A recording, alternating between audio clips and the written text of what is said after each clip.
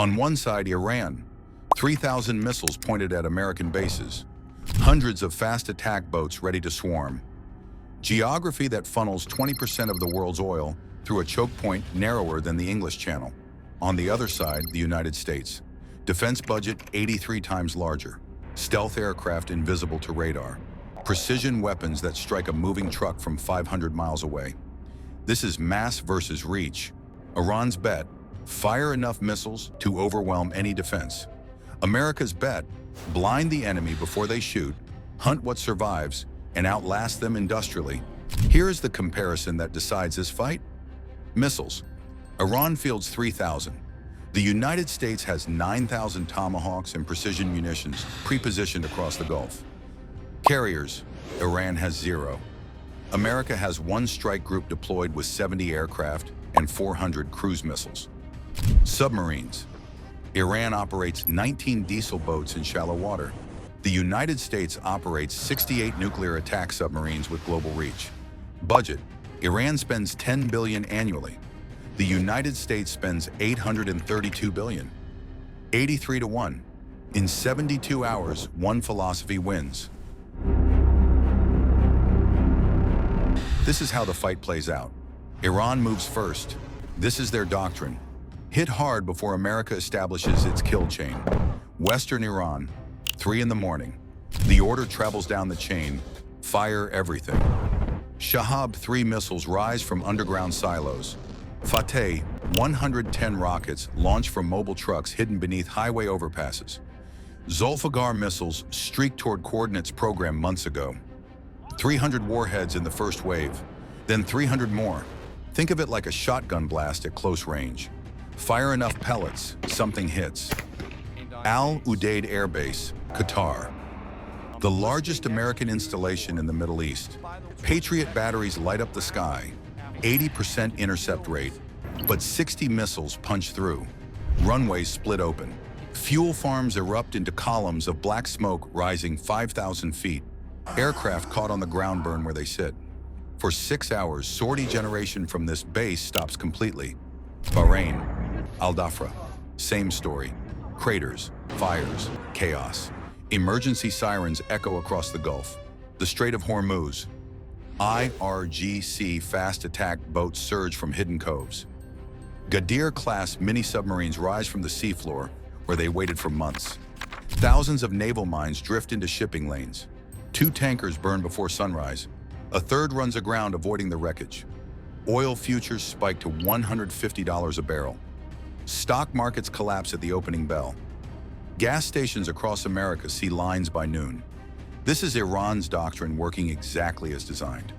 Saturate the defenses. Make the pain unbearable before Washington responds. American bases are burning. Oil prices are spiking. World media declares the carrier group trapped in a kill zone. Can American systems recover from this opening punch? Comment swarm if you think Iran's numbers are too high to stop, or blind if you think U.S. electronic warfare changes everything. Iran's move, sustain the barrage. Keep launching before America locates the launchers. America's counter, stop shooting at missiles, start shooting at eyes. Think of it like blinding a boxer mid-swing. The punch is already thrown, but the next one never lands because he cannot see where to aim. Every missile needs targeting data, coordinates, radar tracks, communication with headquarters. This is called C4ISR, the brain and nervous system of the military. Cut the nerves, the muscles stop working. EYA-18G Growlers launch from the USS Abraham Lincoln, safely positioned in the Gulf of Oman. These aircraft carry jamming pods that create walls of electronic noise across Iranian radar coverage. Iranian operators stare at their screens. Ghosts everywhere. Static. Targets that flicker and vanish. Nothing useful. They call headquarters. The lines are dead. Tomahawks already hit the communication nodes. 200 cruise missiles launch from Arleigh Burke destroyers. They are not aimed at missile batteries. They target radar dishes, relay towers, and the electrical substations powering Iran's air defense network. By hour 12, Iranian air defense operates in isolated pockets. Individual batteries can still shoot, but they cannot talk to each other. They cannot share targeting data. They cannot see the F-35s coming. The missiles still exist, but they are blind. 2,000 remain in silos and on trucks. Without eyes, they are firing at yesterday's coordinates. If this tactical breakdown is useful, subscribe. This channel delivers weekly briefings, not headlines. Iran's move: disperse and hide. One big missile on one big truck. Move at night, park under bridges, disappear into civilian infrastructure. America's counter: the eye in the sky never blinks. And this becomes a race against time. Picture what is hunting those launchers. MQ-9, Reaper drones circling at 25,000 feet for 24 hours straight. Think of them as security cameras watching entire provinces. RC-135, rivet joint aircraft intercepting every radio transmission. Satellites refreshing targeting data every 90 minutes. F-35C, Lightning fighters enter Iranian airspace undetected. Radar signature the size of a golf ball. The degraded air defense network cannot track them, cannot shoot what it cannot see. Behind the F-35s come F-15 E-Strike Eagles. Each carries 8 2,000-pound bombs. One bomb, one truck, gone. Usual missed distance, under 10 meters. Think of it like threading a needle from a mile away. Here is the math that decides this phase. Iran has roughly 200 mobile launchers for medium-range missiles.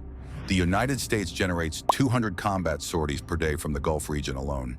Add B-2 Spirit bombers from Diego Garcia, each dropping 80 precision munitions per mission, and the strike capacity overwhelms dispersal. Iran is hiding. America is hunting with a God's eye view.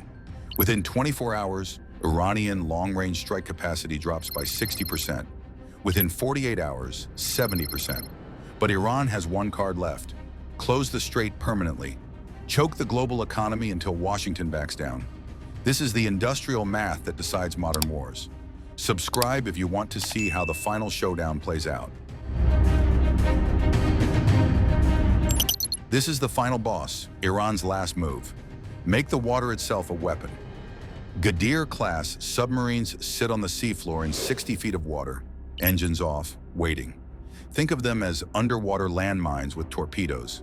Hundreds of fast attack boats mass in hidden coves, armed with anti-ship missiles. Thousands of naval mines drift with the current. If one American carrier burns, the entire calculus shifts. Economic pressure forces Washington to the negotiating table. Here is why this fails. The USS Abraham Lincoln stays in the Gulf of Oman, over 1,000 miles from the choke point. Think of it as a boxer with a longer reach. F-35s and Super Hornets strike Iranian coastal batteries without entering the engagement envelope of shore-based missiles. The carrier's air wing reaches out. Iranian missiles cannot reach back. IRGC fast attack boats face a brutal choice: sortie into open water dominated by Aegis destroyers, or stay hidden in port and survive. SM-6 missiles engage surface targets at 150 miles. Iranian fast boats have effective ranges under 50. Think of it as bringing a knife to a gunfight across a football field. The swarm never forms because it cannot survive the transit. Udeid's runway is repaired by hour 8. Sorties resume. The hunt continues. The strait stays contested but open. Comment: critical if you think 6 hours of base disruption changes the war, or temporary if American logistics simply absorb the hit. The verdict: 72 hours after initiation, Iran's strategic position is fundamentally degraded. Air defenses operate in isolated pockets. Mobile missile capacity falls below operational relevance. Naval forces remain in port or at the bottom of the Gulf. The regime survives. The nuclear facilities require a separate conversation. But Iran's ability to close the strait, to threaten American regional presence, to strike Gulf partners with precision, that capability is neutralized. The winner, the United States. Not because of superior numbers, because reach beats mass when systems work. Here is the rule that separates real military power from inventory lists. Never confuse missile counts with operational power. 3,000 missiles mean nothing if they cannot see their targets, cannot coordinate their salvos, and cannot resupply their launchers. Mass without reach is inventory sitting in a warehouse. Reach without mass is still a weapon that wins. Comment mass if you believe Iran's volume wins this fight, or reach if you believe American systems win.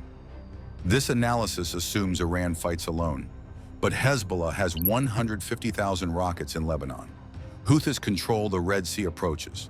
Iraqi militias operate within drone range of every American base in the region. What happens when the proxy network activates simultaneously across 4 countries? That changes the logistics equation entirely. If you want that briefing, subscribe so you see it when it drops.